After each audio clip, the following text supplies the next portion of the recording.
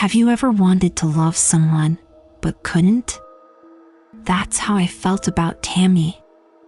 We never should have gotten together in the first place, but it was her birthday and I didn't know what I was getting myself in for.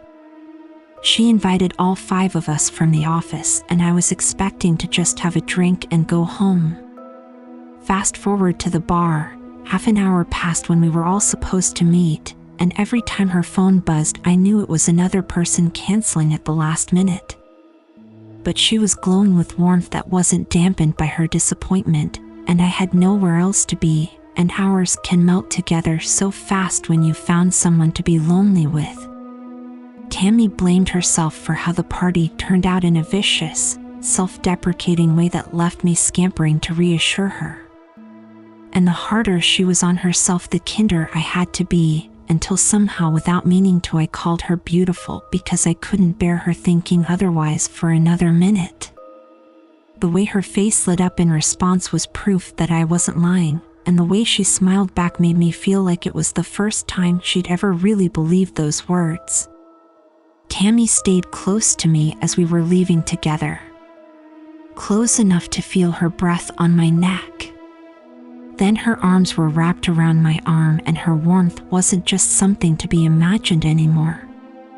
Just to keep her balance, she said, but no amount of steadying herself was enough for her to let go. She'd been drinking after all, and needed someone to drive her home.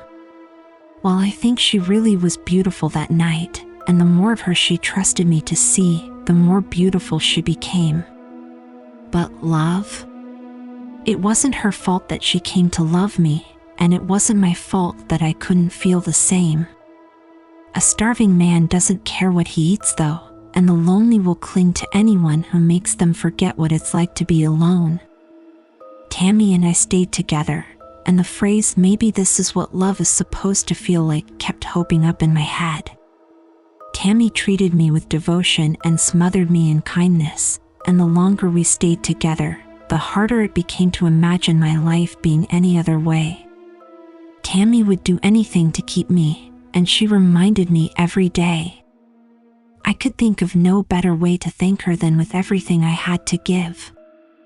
She was nothing but joy on the day I asked her to marry me, and basking in that light I told myself that her happiness would be enough for the both of us for all my years ahead. Then there was my other wife. The one with the shaved head. The one with the nose rings, and the leather jacket, and the tattoo of snake twisting from one thigh to the next. I don't know if you could call Zara beautiful, certainly not in the same way you could Tammy, but you could call her other names and they'd all turn her on. I met Zara in another town where my company headquarters was. I had to go once a month, every month, but it didn't take long before I found an excuse to go every weekend instead. Tammy was pregnant, and I wasn't proud about what I was doing. But neither was I ashamed, because any guilt I should have felt was a drop in the ocean that was love. Zara was everything I'd never known I'd wanted. She was wild, unrestrained, insatiable. She was a witch who put me under her spell, a demon who had claimed my soul. These are the types of excuses I'd tell myself whenever the guilt began to crawl up my spine. When I'd hold Tammy at night, I'd tell myself stories of all the mad things men have ever done for love. I'd put myself in their noble company. And when I fell asleep, I'd dream of being back with the girl whose touch was fire. A weekend was never enough to spend with Zara, and every time was harder to leave than the last. I couldn't leave Tammy with the child though, and the anxious worry that this had to end began eating away at me night and day. I kept them both a secret from each other, swinging back and forth, barely trusting myself to call one by name without my tongue betraying me with the others. The more the pressure grew, the more insecure and defensive I became, until one day by surprise Zara told me she was jealous of my time. She didn't want me to leave again. She wanted to be my wife, and fool that I was, I told her that I wanted the same. It wasn't a very official wedding, Zara wasn't into that sort of thing. Our hands were clasped in the forest and our feet were in the stream when I placed a ring upon her finger. My life as I knew it had ended forever, and I couldn't imagine anything but happiness to come. I told myself then that I would make one last trip to end things with Tammy. She'd be better off alone, I wanted to believe, than with someone who didn't need her anymore. I would do my part and help pay for the child, and I wouldn't need much money because nothing I could buy would fill my heart the way holding Zara did. Tammy would cry, but I wouldn't break, and in 5 years' time, in 10 years' time, when I'm old and gray with shaking hands, I'll hold Zara all the tighter knowing that I was almost too weak to follow my heart. And maybe that's how it would have gone if Zara hadn't followed me back. She thought she would surprise me by making the trip to help me move. She thought she was being clever by calling my work and pretending to be a client setting up a meeting at my home. How could she have known that Tammy was home while I'd gone to the store to pick up some things for our newborn child?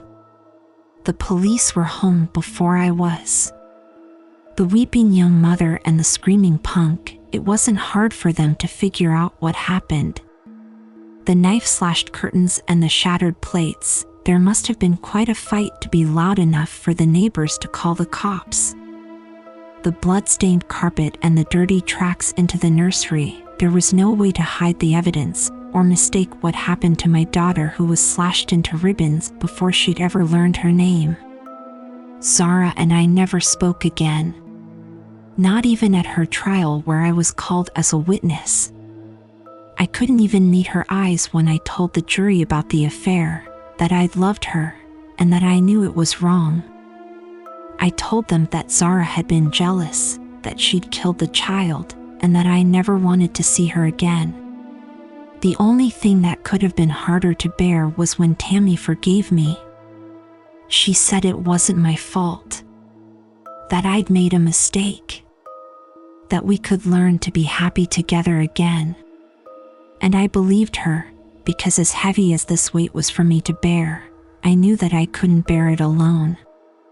That was almost 20 years ago, and Tammy and I have moved past it the best we could.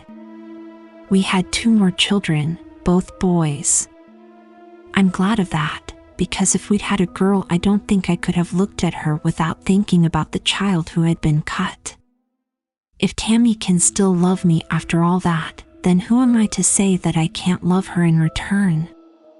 Despite everything I'd done to avoid being alone though, I know that it's only a matter of time. Tammy is sick, and she isn't going to get better. I've been spending every day at my wife's side, and our youngest will be leaving to college in a few weeks. Then it's just going to be me and my regrets, thinking about the words Tammy said to me last night. I told you I'd do anything to keep you, and I did, she told me. If you didn't think Zara killed our daughter, you never would have stayed with me. I had to do it, don't you see? We've made each other so happy through the years. I always knew I never loved her, but it's taken me my entire life to find out why.